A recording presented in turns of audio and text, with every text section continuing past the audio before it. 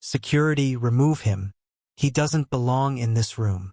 Vivian Sterling's voice cut through the 48th floor boardroom with the polished certainty of someone accustomed to being obeyed.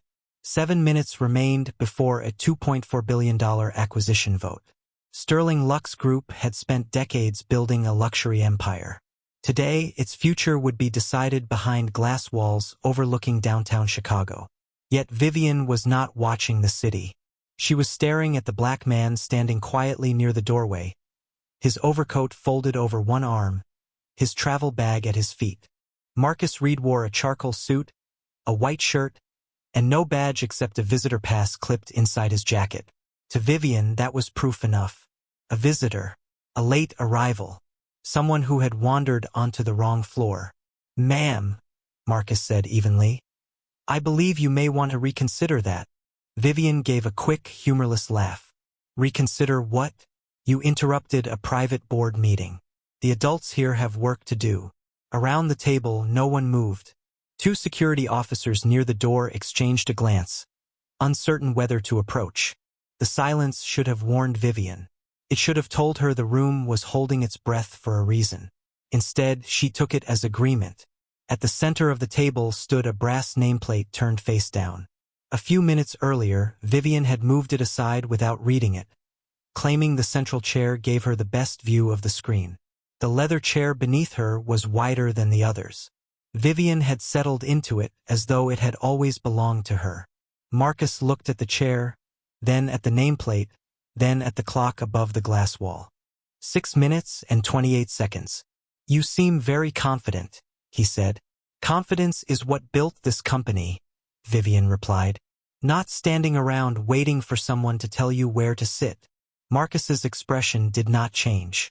Everyone in that room had seen Marcus Reed before. They had seen his photo in annual reports and watched him speak at investor meetings. But none expected him to arrive alone, without an announcement, and without asking anyone to make space for him. Vivian had never met him in person. She had heard that the buyer's chairman might observe the final vote. In her mind, a chairman did not walk in carrying a travel bag. A chairman arrived with assistants, cameras, and an introduction. Marcus glanced toward the security officers. "Please don't worry," he said. "I'm not here to cause a disruption." Vivian leaned back in the chairman's seat and folded her hands. "Then you should leave before you become one." The room went still again. At the far end of the table, the general counsel closed his folder. The board secretary stepped in carrying a sealed packet stamped with the blue crest of Reed Capital Holdings. She saw Marcus, froze, and waited. Marcus gave her the smallest nod. "Not yet." He wanted the room to hear every word Vivian chose before anyone told her who he was. The board secretary remained beside the door, holding the sealed packet against her chest. Her name was Elena Morales, and for nearly 12 years she had handled the records of Sterling Lux Group. She knew every director in the room. She knew every signature that could alter the future of the company. And she knew exactly who Marcus Reed was. But Marcus gave her no further instruction, so she stayed silent. Vivian noticed Elena's hesitation and frowned. "What is it now?" she asked. Elena looked toward Marcus, then lowered her eyes. "Nothing, Ms. Sterling. I have the final transaction documents." "Put them at my place," Vivian said, tapping the table in front of her. Elena walked forward carefully, but when she reached the center chair, she paused. The brass nameplate still lay face down beside Vivian's elbow. For one brief second, Elena seemed ready to turn it over. Vivian stopped her with a sharp look. "I said my place." Elena placed the packet down and stepped away. Marcus watched without moving. His calm was beginning to unsettle people. He did not plead. He did not explain himself. He did not even look embarrassed. Instead, he stood with the quiet patience of someone who had spent years learning that other people often revealed their character when they believed there would be no consequences. Vivian mistook that patience for weakness. "I do not know who invited you," she said, "but this is a restricted meeting. Sterling Lux Group is not a place for drop-ins." Marcus glanced through the floor-to-ceiling windows at the Chicago skyline, where low gray clouds hung above the buildings. "That is interesting," he said. Because I was under the impression that everyone affected by this vote deserved to understand what kind of leadership they were dealing with. Vivian's smile tightened. Leadership is not a group therapy session. It is decision-making. It is pressure. It is knowing who belongs at the table and who does not. A few board members shifted in their seats. Daniel Whitaker, the company's chief financial officer, looked down at the agenda in front of him. He had worked with Vivian for 6 years, and he had seen her dismiss people before. But today felt different. The clock above the glass wall showed 5 minutes and 11 seconds. Marcus slowly placed his travel bag beside an empty chair near the end of the table. He could have sat there. He could have accepted the place Vivian assigned to him and waited for someone else to correct her. Instead, he remained standing. "Tell me something," Marcus said. "How do you decide who belongs?" Vivian looked at him with open disbelief. "That is obvious. Experience, reputation, results, and appearance?" Marcus asked. Her eyes narrowed. "Do not twist my words." "I am not twisting anything," he replied.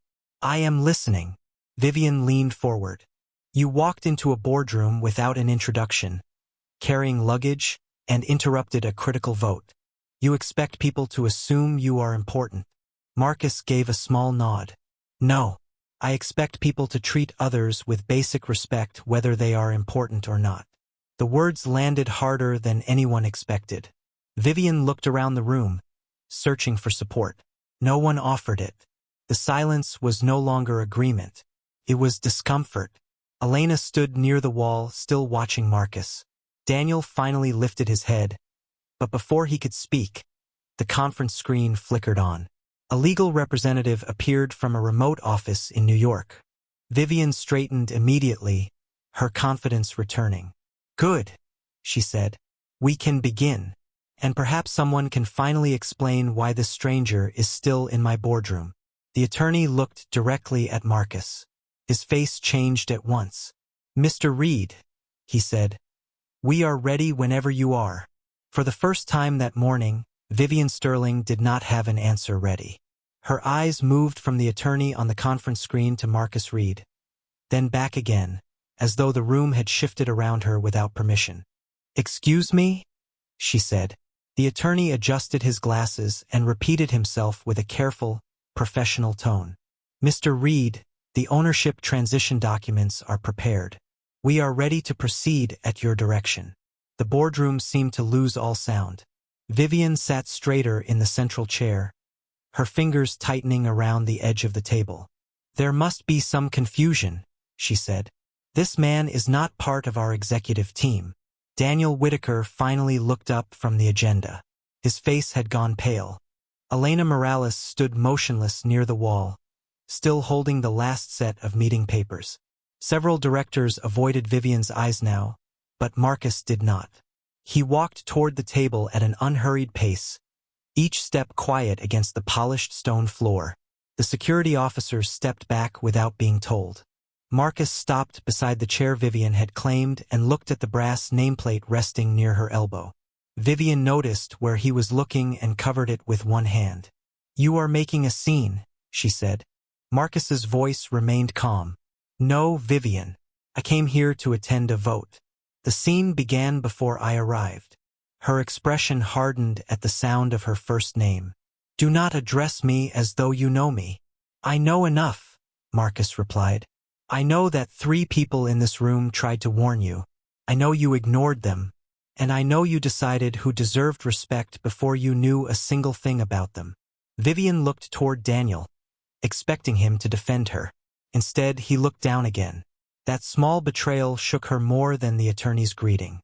She turned to the conference screen. "Counselor, explain exactly who this is." The attorney took a breath. "Marcus Reed is the founder and chief executive officer of Reed Capital Holdings." Vivian stared at Marcus. The name meant something to her. Everyone in the business world knew Reed Capital Holdings. It was the private investment firm that had rescued retail chains, restructured manufacturers, and quietly acquired companies whose public image was stronger than their financial reality. Sterling Lux Group had spent the past year negotiating with them. Vivian had assumed Reed Capital was represented by an anonymous committee of bankers and attorneys. She had never imagined the man standing in front of her was the person whose signature mattered most. "That does not make him the owner of Sterling Lux," she said quickly. "Not yet." Marcus nodded once. "That is true. Not yet." The attorney continued. Under the agreement approved last quarter, Reed Capital Holdings acquired a controlling interest through the preferred share conversion. Today's vote finalizes the operational restructuring and transfers executive authority to the new governance structure. Vivian's face changed again, but she forced a small smile. "So he is the buyer's representative. Fine.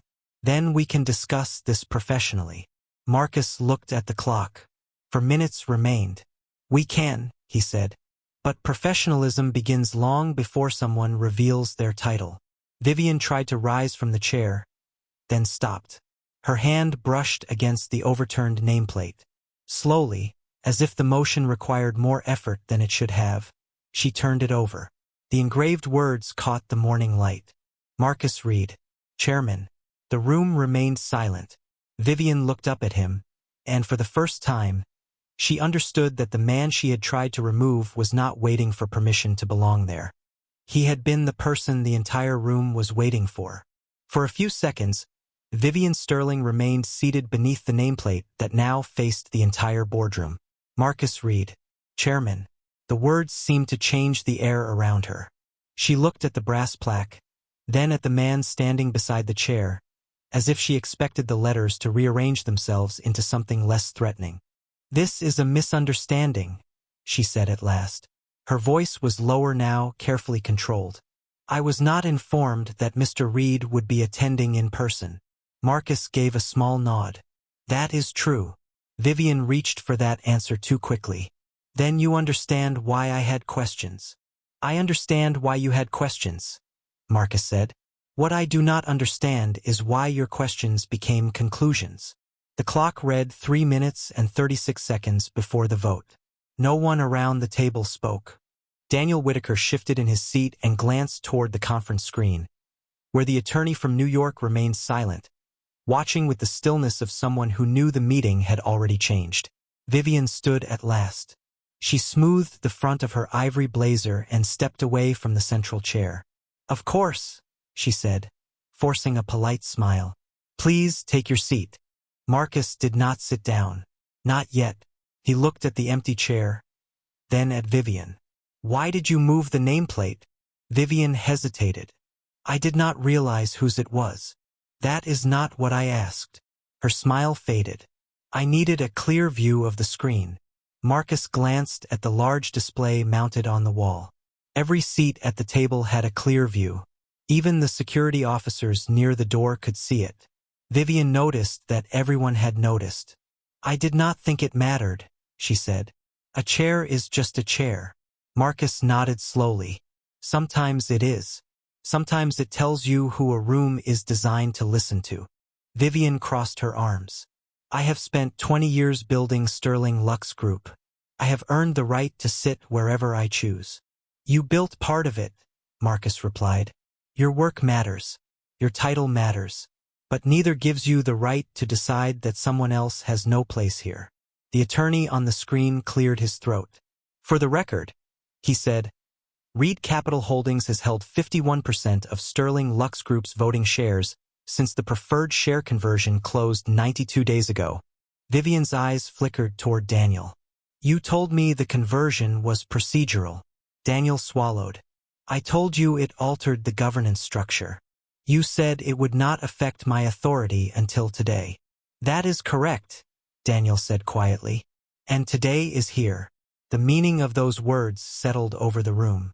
Vivian had known a vote was coming. She had known Reed Capital was taking a larger role. But she had believed she could negotiate from strength, protect her position, and remain the unquestioned voice of the company. Now she was beginning to understand that the meeting was not simply about a transaction. It was an evaluation. Marcus looked toward Elena Morales. "Please distribute the final documents." Elena moved immediately, placing a thick folder in front of every director. When she reached Vivian, she paused just long enough to meet her eyes, then set the folder down without a word. Vivian opened it with unsteady hands. The first page carried a heading in bold letters: Executive Authority Transition and Board Conduct Review. Her face drained of color. Marcus finally pulled the chairman's chair back, but before sitting, he looked at the clock. 2 minutes and 48 seconds remained. Before this vote begins, he said, there is one question this board needs to answer. Every face turned toward him. Marcus rested one hand on the chair and spoke with measured calm. What kind of company are we becoming when respect depends on whether someone recognizes your name? No one answered Marcus at first. The question stayed in the center of the boardroom, heavier than the folders spread across the table. Vivian Sterling looked down at the document marked Executive Authority Transition and Board Conduct Review, then quickly closed it as if hiding the words might make them disappear. This is inappropriate, she said. We are here to discuss a transaction, not turn one awkward moment into a public accusation. Marcus took his seat at last, but he did not open the folder in front of him. His attention remained on Vivian. You are right about one thing, he said. We are here to discuss a transaction. But transactions do not happen in a vacuum. They reveal what people value. They reveal how leaders act when they think there is nothing to lose. Vivian's jaw tightened. I made an assumption. That is all. I did not know who you were. That is exactly the point, Marcus said. You did not know who I was, so you decided I did not matter. The words were quiet, but they traveled through the room with unmistakable force. Daniel Whitaker looked toward the windows. Elena Morales stood beside the conference table with both hands folded in front of her, her face steady now. She had watched too many meetings from the edges of rooms to mistake this moment for a simple disagreement. Vivian exhaled slowly. I have apologized by offering you the chair. Marcus glanced at the chair beneath him. You offered the chair after you learned my name. Vivian said nothing. The clock showed 2 minutes and 12 seconds. On the screen, the attorney from New York opened a separate document. The governance review was included in the final transaction package at the request of Reed Capital Holdings, he said. It concerns leadership culture, internal complaints, and compliance with company standards. Vivian turned sharply toward Daniel. Internal complaints? Daniel kept his voice low. The board received several reports over the last 18 months. Reports from whom? Vivian asked. Employees, he said. Former employees, current employees, managers, and vendors. Vivian gave a short laugh, but no one joined her. People complain when they do not get what they want. Marcus leaned forward slightly. Sometimes they do, and sometimes they complain because they have been told, directly or indirectly, that they need to prove they deserve ordinary dignity. Vivian looked at him with anger returning to her eyes. Are you claiming I am responsible for every unhappy person who has ever worked here? I am saying leadership sets the temperature of a company, Marcus replied. When the person at the top rewards arrogance, others learn to stay quiet.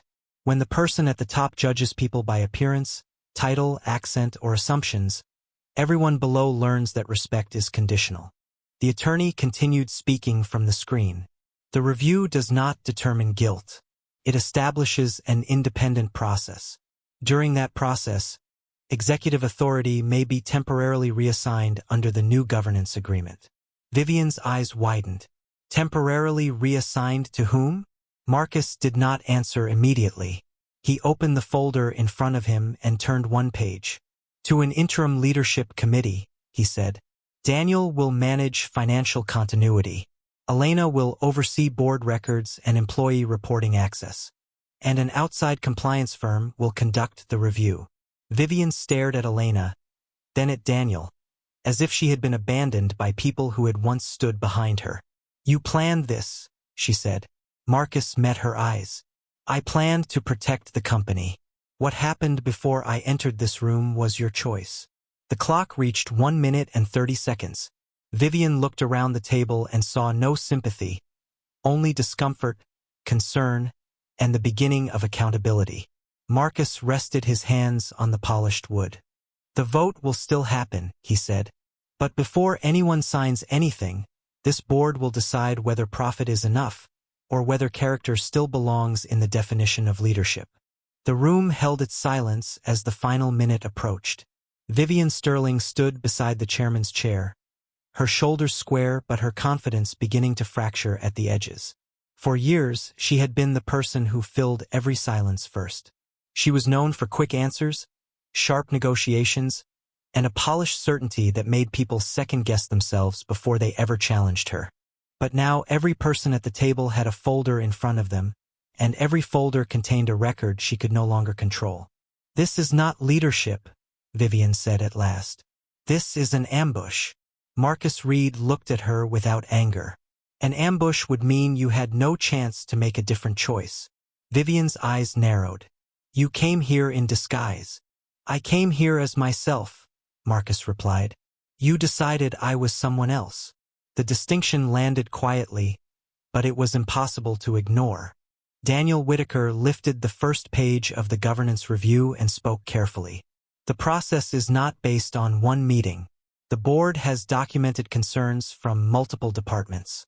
This morning is relevant because it reflects the same pattern described in those concerns." Vivian turned toward him. "You are going to stand there and accuse me of a pattern?" Daniel did not raise his voice. "I am saying the board has a responsibility to examine the evidence." Elena Morales stepped forward with a second folder, this one thinner than the rest. "These are the employee reports that were forwarded to the board's ethics committee," she said. "They include concerns about staff being dismissed in meetings, qualified employees being overlooked, and team members feeling pressured to stay silent when decisions were made without proper review." Vivian looked at the folder but did not take it. "Anonymous complaints," she said. "That is all they are." Elena kept her tone steady. "Some are anonymous. Some are signed. Several were submitted by employees who are still with the company." Vivian's face tightened. "And you knew about this?" Elena paused before answering. "I knew enough to understand why people were afraid to speak openly." That sentence changed the room more than any legal document had. Vivian looked around the table, searching for someone who would dismiss Elena's words. No one did. The board members were not looking at Marcus anymore. They were looking at Vivian. Marcus leaned back in the chairman's chair, his voice calm but firm. "No one here is claiming that a company should be run without high standards," he said. "High standards are necessary. Accountability is necessary. But humiliation is not leadership. Assumption is not judgment. And respect cannot be reserved only for people whose titles you recognize." Vivian folded her arms, trying to regain control. "So what happens now? You remove me because I made a mistake." Marcus held her gaze. "What happens now is that the board follows the process already established in the transaction agreement. An independent firm reviews the reports. You have the opportunity to respond to every concern. The company continues operating. Employees are protected from retaliation. And the board determines what action is appropriate based on facts, not anger." For a moment, Vivian said nothing. The answer was not the public destruction she expected. It was more difficult than that. It was a process she could not intimidate, charm, or rush. The clock reached 0. The attorney on the screen spoke again. "The voting window is now open." Marcus looked around the table at the directors, the executives, the employees who had spent too long waiting to be heard. "Before you vote," he said, "remember that the future of this company is not measured only by its revenue. It is measured by who feels safe enough to contribute to it." One by one, the directors reached for their ballots. Vivian remained standing beside the chair she had claimed only minutes earlier, finally forced to watch as the room decided what leadership would mean from that day forward. The ballots were collected in silence, one by one, and placed inside a black leather case at the end of the table. No one rushed. No one looked relieved. The decision in front of them was too important for relief. It was about the future of Sterling Lux Group, but it was also about the kind of workplace every person in that building would return to after the meeting ended. Vivian Sterling stood near the window, facing the skyline instead of the board. From 48 floors above the city, the streets below looked quiet and distant. But inside the room, every small movement felt sharp. Daniel Whitaker reviewed the voting procedure with the attorney on the screen. Elena Morales verified the names of the directors and recorded each completed ballot. Marcus Reed remained seated in the chairman's chair, not speaking, not pressing anyone to vote a certain way. He had already said what needed to be said. Now he allowed the process to do its work. Vivian finally turned around. "Before this goes any further," she said, "I would like the record to show that I have built this company from almost nothing." Her voice was steadier than before, but there was strain beneath it. "I took risks when no one else would. I made decisions that kept this company alive. I created jobs. I protected the brand. And now I am being treated as though one misunderstanding erases everything I have done." Marcus looked up at her. "No one is erasing your work." Vivian laughed once, without humor. "That is easy for you to say." "No," Marcus replied. "It is not easy. I know what it costs to build something when people assume you do not belong in the room. I know how often success is treated as a surprise when it comes from someone they underestimated. That is why I take leadership seriously." Vivian looked at him, and for the first time, her anger gave way to something closer to uncertainty. "Then you understand pressure," she said. "You understand that people expect certainty from the person in charge." "I understand pressure," Marcus said. "But pressure does not force anyone to dismiss another person. Pressure does not force anyone to humiliate an employee, ignore concerns, or treat respect like a reward reserved for the powerful." Daniel finished checking the final ballot and placed the leather case in front of Elena. "The vote is complete," he said. Elena opened the case slowly, counted the ballots, and compared the results against the board register. Her hands did not shake. The room waited. Vivian watched Elena with an expression that seemed to carry years of assumptions. Elena had always been there, preparing agendas, tracking records, ensuring that meetings ran on time. Vivian had likely seen her hundreds of times. But today, Elena was no longer invisible. She was the person confirming the result that would shape Vivian's future. Elena looked at the board, then at Marcus. "The resolution has passed," she said. "The executive authority transition is approved. The independent conduct review is approved. Interim leadership will begin immediately." The attorney on the screen confirmed the count. Daniel closed his eyes for a brief second, then opened them and faced Vivian. "The review is not a final judgment," he said. "You will have access to counsel and an opportunity to respond. But effective today, you will no longer make operational decisions on behalf of Sterling Lux Group." Vivian did not answer. Her eyes went to the chair at the center of the table, then to the nameplate in front of Marcus. For the first time, she seemed to understand that losing control was not caused by one vote. It began the moment she decided another human being did not deserve basic dignity. Marcus stood and spoke to the room. "This company will move forward," he said. "Not because one person has been removed from power, but because every person here now has a responsibility to use power differently." For several long seconds, Vivian Sterling did not move.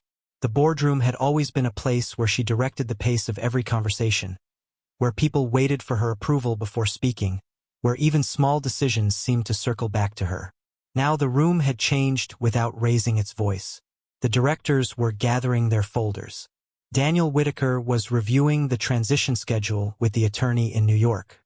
Elena Morales was documenting the final vote and arranging the sign materials in precise stacks. And Marcus Reed was standing at the center of it all, not celebrating, not demanding attention, simply making sure the next steps were clear. Vivian looked at Daniel. "You knew this was coming," she said. Daniel paused. "I knew the board had concerns. That is not what I asked." He met her eyes, and his answer came with visible difficulty. "I knew the company could not continue the way it had been." Vivian looked as though she wanted to challenge him again, but then her attention shifted to Elena. "And you?" she asked. Elena held the board record close to her chest. "I did my job," she said quietly. Vivian gave a bitter smile. "Your job was to take notes." Elena did not react. "My job was to preserve an accurate record of what happened in this company." The words made Vivian look away. Marcus watched the exchange without interruption. He understood that a company culture was rarely created by one dramatic event. It was built through hundreds of smaller moments, through who was heard and who was dismissed, through who received patience and who was made to feel like an inconvenience.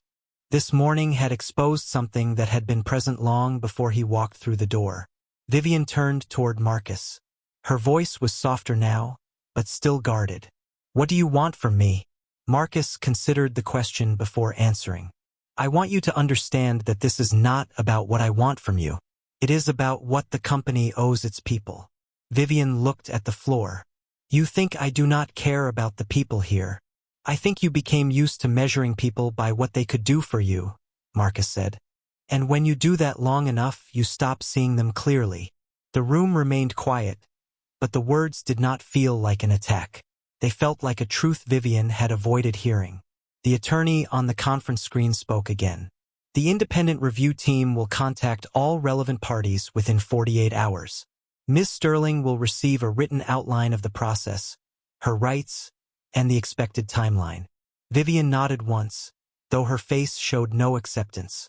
Daniel stepped closer, holding a small set of documents. "There is also a transition memo for employees," he said. "We need to decide how to communicate this today."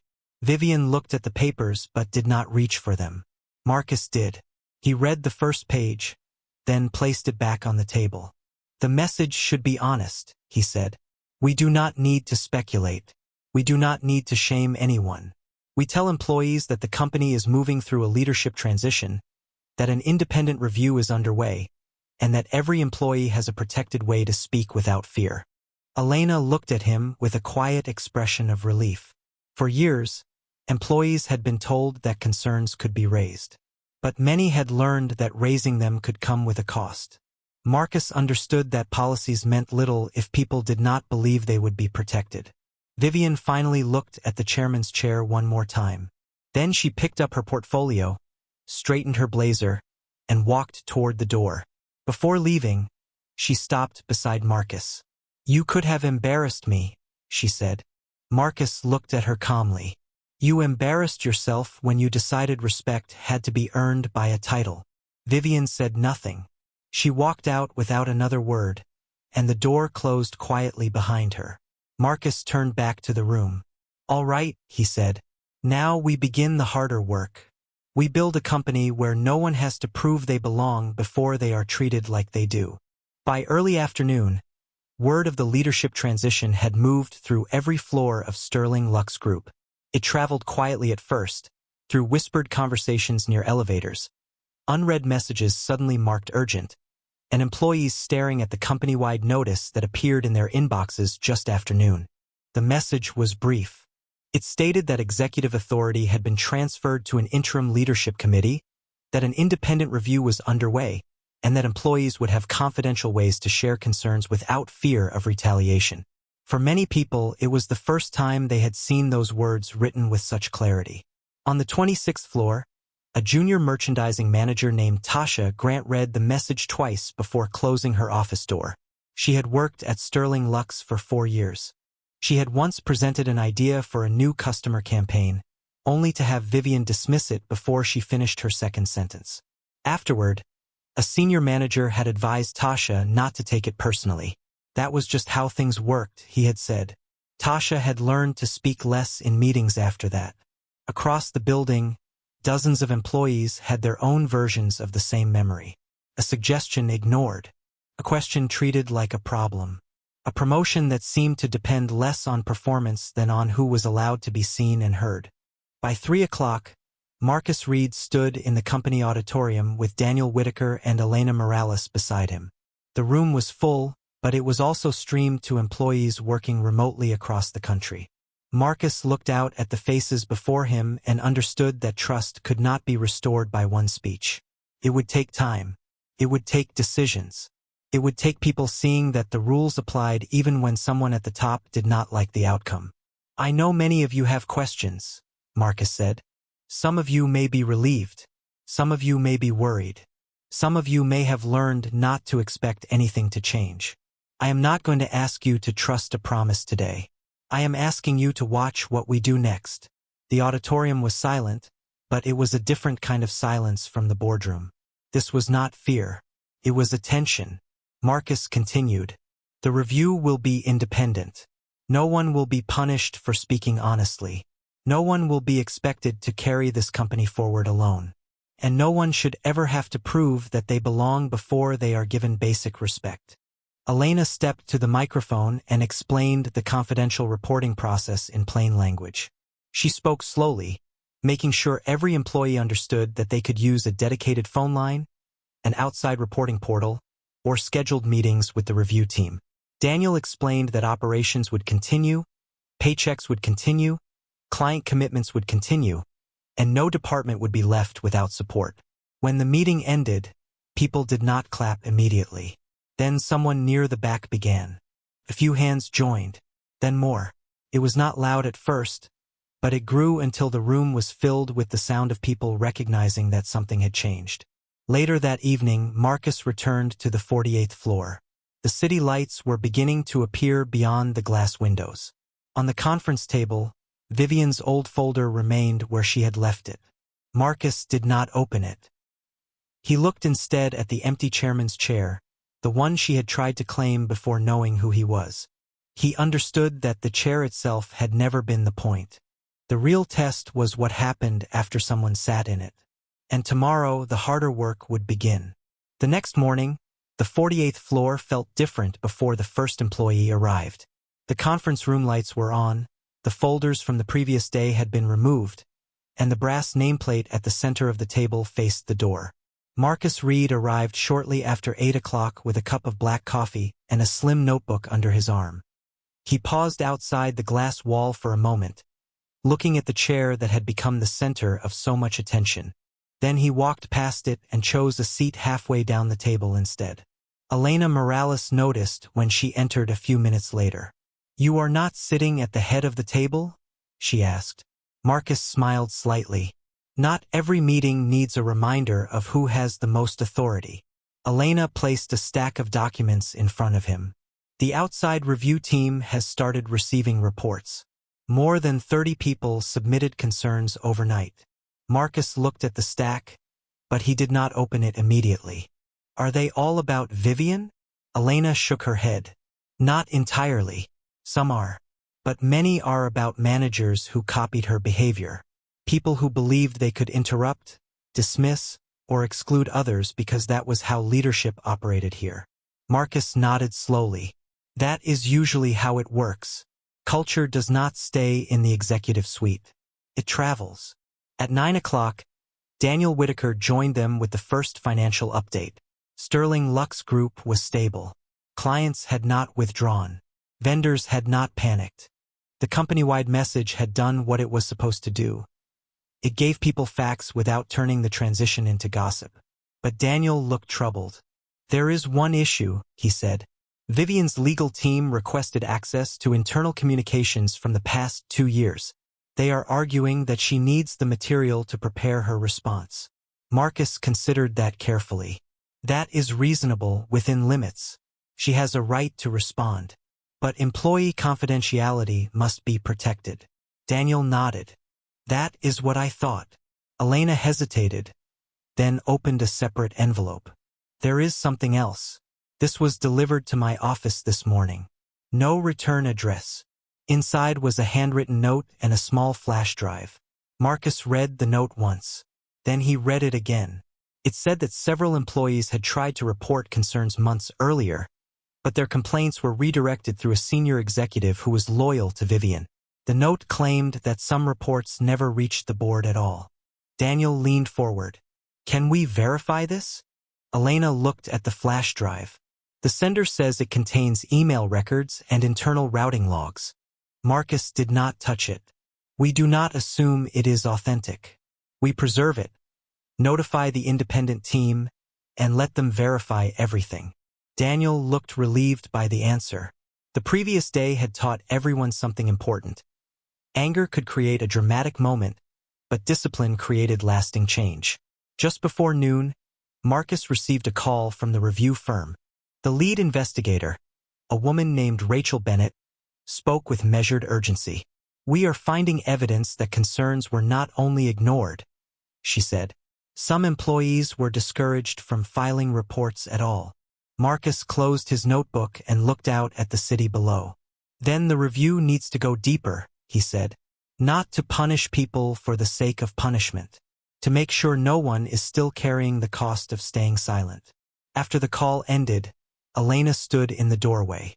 "Do you think the company can recover from this?" Marcus looked around the conference room, at the empty chairs, the morning light, and the nameplate that no longer seemed important. "It can," he said. "But recovery starts when people stop asking how to protect the image and start asking how to protect the people." By the end of the week, the independent review team had converted a quiet corner of the 48th floor into a temporary interview center. The glass conference rooms that once hosted product launches and executive strategy sessions now held private conversations with employees who had spent years deciding whether it was safer to speak or stay silent. Rachel Bennett led the review with a calm, precise manner that made people feel heard without making promises she could not keep. She asked the same questions each time. What happened? Who was present? Was the concern reported? What response followed? Slowly, a pattern began to emerge. It was not a single incident. It was not one difficult manager or one poorly handled meeting. It was a system of habits that had spread from the top down. Employees described being interrupted when they raised concerns, being excluded from conversations where their work was discussed, and being told that challenging a senior leader could damage their future at the company. Some stories were small on their own. A designer whose idea was credited to someone else. A regional manager who stopped bringing concerns forward after being labeled difficult. A receptionist who had been told to direct certain visitors through a service entrance because they did not look like the kind of people leadership expected to see upstairs. But together, the stories created a picture that was impossible to ignore. Marcus Reed listened to the first interim report in the same conference room where Vivian Sterling had once claimed the chairman's chair. Daniel Whitaker sat across from him with a legal pad full of notes. Elena Morales stood near the windows, holding a binder of records that had finally been released to the review team. Rachel placed the report on the table and spoke plainly. "We have confirmed that several complaints were redirected before they reached the board. We have also identified managers who were encouraged to handle concerns privately instead of using the formal reporting process." Daniel looked down. Were they acting on Vivian's instructions? Rachel was careful with her answer. Some received direct guidance from her office. Others appear to have copied what they believed was expected. The evidence will determine individual responsibility, but the culture is clear. Marcus nodded. He had expected difficult news. Still, hearing it did not make it easier. "What do employees need most right now?" he asked. Rachel did not hesitate. "They need proof that speaking will not cost them their jobs. They need managers who can be held accountable. And they need to see that the review is about facts, not appearances." Marcus looked at Daniel. "Then we begin with the managers. Every department leader will attend a direct briefing. No vague language. No polished statements about values without action behind them." Daniel wrote it down. "And the employees?" Elena asked. Marcus turned toward her. "We keep listening. We protect privacy. We answer questions honestly. And we make sure that no complaint disappears because it makes someone uncomfortable." Later that afternoon, Vivian arrived at the building with her attorney for her first formal interview. She wore a dark blue suit and carried herself with the same careful posture she had used in the boardroom. But something in her expression had changed. She passed through the lobby without speaking to anyone. At the elevator, she saw Tasha Grant waiting with a folder in her hands. For a moment, neither woman moved. Tasha had once been too nervous to finish a presentation in front of Vivian. Now she looked directly at her. Vivian seemed ready to say something, but the elevator doors opened before she could. Tasha stepped inside first. Vivian followed a moment later. Neither spoke during the ride to the 48th floor. When the doors opened, Tasha walked toward the interview rooms with steady steps. Vivian watched her go, and for the first time, she seemed to understand that the people she had overlooked were no longer willing to disappear. The interview room on the 48th floor was smaller than Vivian Sterling expected. There was no long conference table, no polished screen, no row of directors waiting to be impressed. There were only 3 chairs, a pitcher of water, a legal pad, and a small recorder placed in the center of the table. Rachel Bennett sat across from Vivian with a file open in front of her. Vivian's attorney sat beside her, quiet and watchful. Through the glass wall, Chicago moved below them as if nothing inside the building had changed. Rachel began with the same calm voice she had used with every employee. Ms. Sterling, this review is an opportunity for you to respond to the concerns we have received. We are not asking for a performance. We are asking for clarity. Vivian nodded once. I understand. Rachel opened the file. Several employees described a culture in which people were judged quickly, interrupted often, and discouraged from bringing concerns forward. Do you recognize that description? Vivian looked toward the window. I recognize that I demanded a lot from people. Demanding a lot is not the same as making people afraid to speak, Rachel said. Vivian remained silent. Rachel continued. We also have reports that complaints were redirected before reaching the board. Did you know that was happening? Vivian's attorney leaned forward slightly, but Vivian raised one hand. She wanted to answer. I knew people in my office filtered issues, she said. I thought they were protecting my time. Rachel waited. Vivian's voice became quieter. I did not ask enough questions about what was being filtered out. The words hung in the room. They were not an apology yet. They were only the first admission that the version of the company Vivian had believed in was incomplete. Rachel turned another page. On the day of the vote, you made assumptions about Marcus Reed before knowing who he was.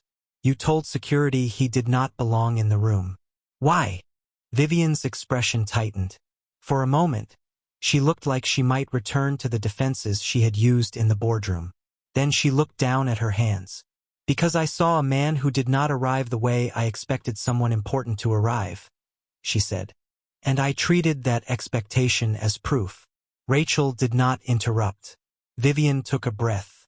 I told myself I was protecting the meeting, but I was protecting my idea of who deserved access to power. It was the closest Vivian had come to speaking honestly since the review began. Rachel wrote something down. What do you think that did to him? Vivian looked up. Marcus did not need me to validate him, she said. But that is not the point. I treated him with less respect because I thought I could. And everyone in that room saw it. Rachel closed the file for the first time. The review will consider your response alongside all available evidence. The board will make its decision based on the full record. Vivian nodded slowly. When the interview ended, she stepped into the hallway and found Marcus waiting near the windows. He had not come to confront her. He was reviewing a report on his tablet, his posture calm, his attention focused. Vivian approached him carefully. I do not expect you to forgive me, she said. Marcus looked at her. This process is not about what I feel. Then what is it about? Vivian asked. Marcus looked through the glass toward the floors below, where hundreds of employees were doing the work that had made Sterling Lux Group valuable in the first place. It is about whether people can trust this company again, he said. Vivian looked down the hallway toward the interview rooms, where employees were still waiting their turn to speak. For once, she did not try to defend herself.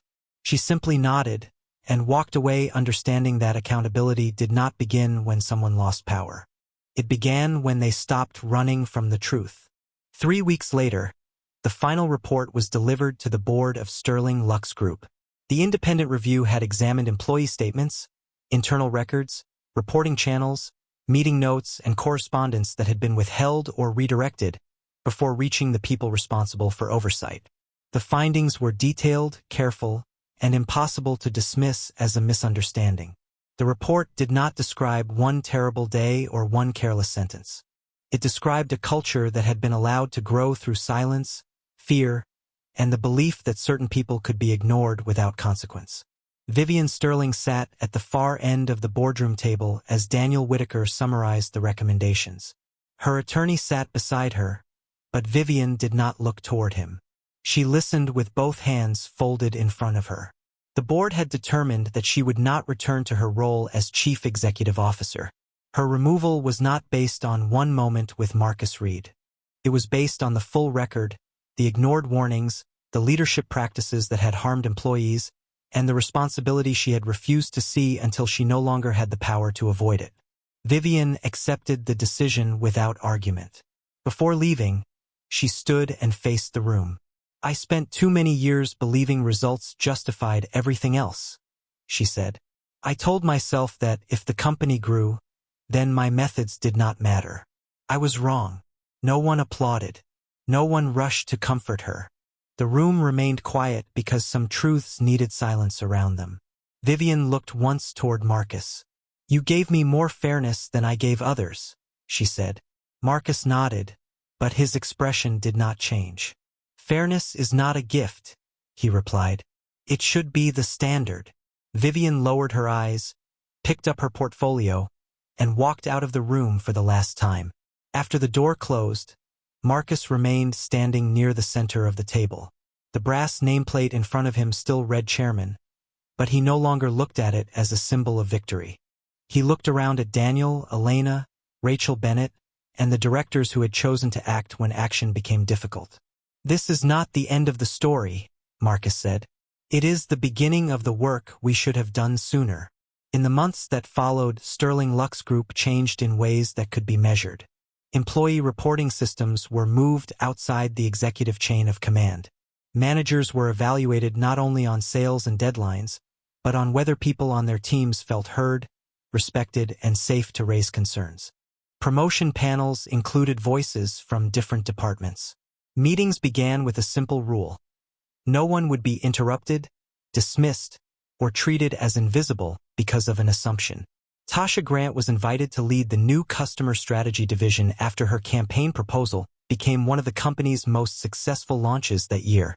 Elena Morales became vice president of governance and employee trust, a role created because Marcus believed the people who protected truth inside an organization should never be treated as background figures.